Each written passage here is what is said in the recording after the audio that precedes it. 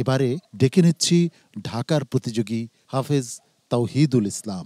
এসো কোরআনের আঙিনা, এসো শান্তির মোহনা।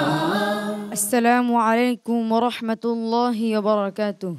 ওয়া আলাইকুম আসসালাম ওয়া রাহমাতুল্লাহি ওয়া বারাকাতুহু। তাওহীদুল ইসলাম, আমি যে আয়াতটি তেলাওয়াত করব সেই আয়াত থেকে তুমি পড়বে। আউযু বিল্লাহি মিনাশ শাইতানির রাজীম। বিসমিল্লাহির রহমানির রহিম।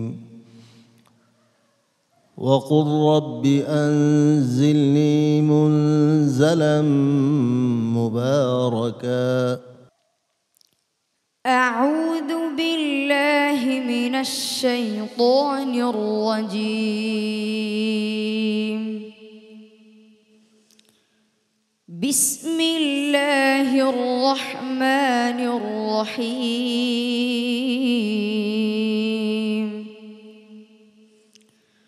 وقل رب أنزلني منزلا مباركا وأنت خير المنزلين.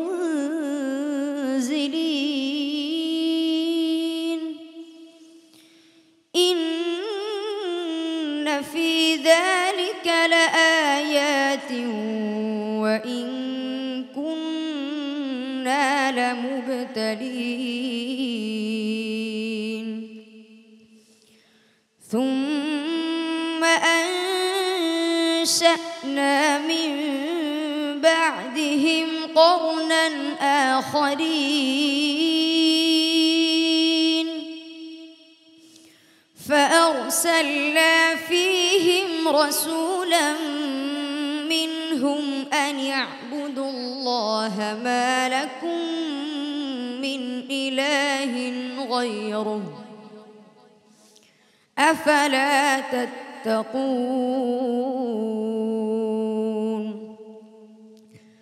وقال الملأ من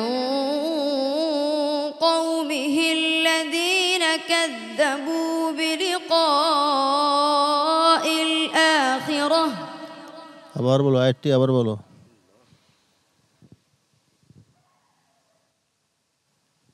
وقال الملأ، ঠিক আছে আয়াতটা। وقال الملأ من قومه الذين كفروا وكذبوا بلقاء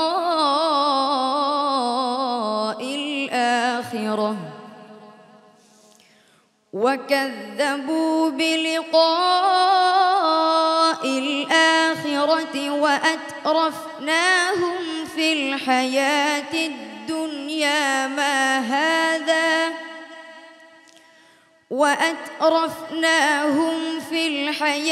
الدنيا ما هذا إلا بشر مثلكم يأكل مما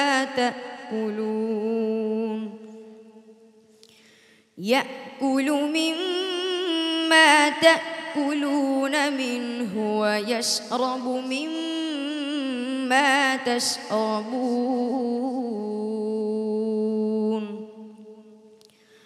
ولئن أطعتم بشرا مثلكم إنكم إذا لخاسرون.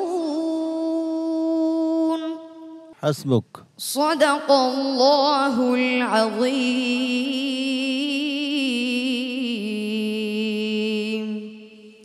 وصدق رسوله